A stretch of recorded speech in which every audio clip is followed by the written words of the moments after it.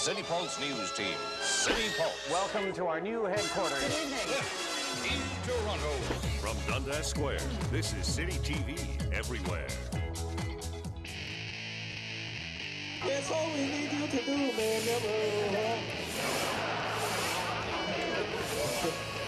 As good as it is.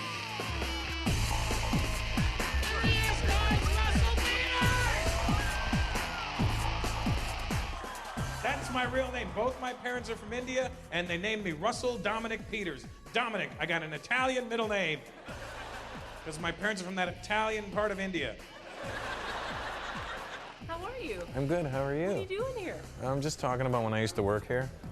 Oh my God, what did you do here? I worked here 15 years ago, pulling cable. Well, it's great to see you. Bye, Catherine. I'm gonna make it up to her.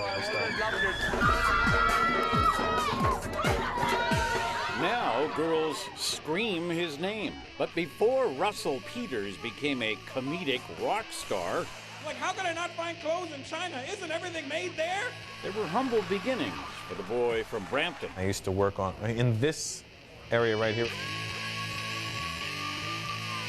I was not paid at all. I was an intern. No money for me, baby. Now there's just random brown people. Come here. There's random brown people just running around the building like they own the place, not pulling cable. Let's take a picture. Let's. I pulled cable. See, figure eights. Remember that. I would always try to get the outside camera guy because then I would always get on TV. You'd see me in the background holding cable like this.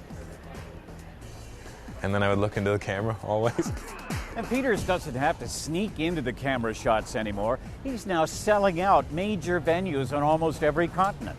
And when the local funny man appeared here in Dundas Square, just outside the new home of City TV, it was wall-to-wall fans. I always think that we should always have like an Indian ice hockey team. That's what I think we need, you know? I think it'd be dope. They'd be like the Toronto Maple Leafs. I think it'd be incredible. You know, they wouldn't wear helmets. I watch City TV all the time when I'm in Toronto. I like the fact that it's local, it's live. I like that Anne Roxkowski still looks good, and that she has the hardest name to ever pronounce in show business. Peters isn't the only funny man to get his start at City TV. So did this guy. Dan Aykroyd was the voice of City TV from 1972 to 1975. Hear me, young one. You are privileged. When I was a small cone, my family lived in an isolated quadrant. Dan was the original station announcer. That was a year or two before I got here, before they were really even doing news.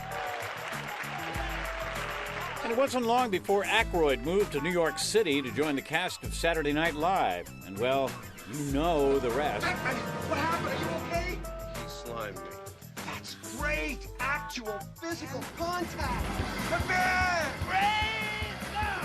And God bless the United States of America!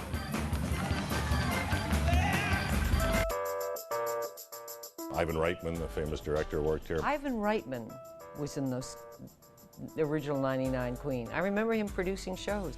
Why don't you try and get out of it? Okay.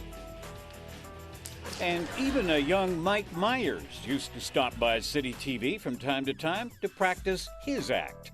My name is Mike, and I'm from Scarborough. City TV also molded many young journalists who moved on to cover international events across the globe. Bass player Sid Vicious is dead. All you have to do is fill out this card, which comes with... whose lives have been enriched by a similar topic. Miraplex works in conjunction of existing cells. Good evening. Our top story tonight, a by-election defeat. You know him as CNN's John Roberts, but we used to call him JD. JD Roberts on Queen Street East, City Pulse. It's almost like City TV is the farm team for CNN. When you look at me and Ali Velshi and Manita Rajpal, I just think that it's the sort of place that gives you the breadth and depth of experience. City Pulse tonight with J.D. Roberts. My time at City TV really taught me a lot about how to operate in the knockdown, drag-em-out world of international news. An event today in rural Missouri went calmly, but we have seen a lot more heat than light. One reported death threat. Working at City back in those days, you had to do so much of it yourself, and you had to learn how to do it faster, leaner, cheaper. This is so much different now than it was in 1987, 88, and 89 when I was working here. Remember, the wire machine was right about here. It was the summer of 1988. The Seoul Olympics were going on. And I read the teletype machine and I said, I think you might want to consider changing the lead. And they said, why? I said, Ben Johnson just tested positive for steroids. I remember sitting here when that happened. Pretty incredible. Which is the same as testosterone. Johnson has tested positive for anabolic steroids. Back then, Thalia Shuris and I had desks that were facing each other, and we both ended up at CBS in New York, so it shows exactly what a small world this was. I was in Iraq when Saddam Hussein was caught by the U.S. military, and this newspaper was given to me by a U.S. soldier. Ali Velshi is a unique talent and came to the attention of CNN. That don't already export. Now, the Premier said... I see John all the time. In fact, for about 2.5 years, we worked together every single morning before dawn. I see him every day, and I know he misses his days here as well. That's always one that is ahead of what's going on. Take a look at Election Day back in November. City was really behind my success in the industry. I think it constantly tries to reinvent itself. It constantly tries to say, how is the society into which we are reporting changing?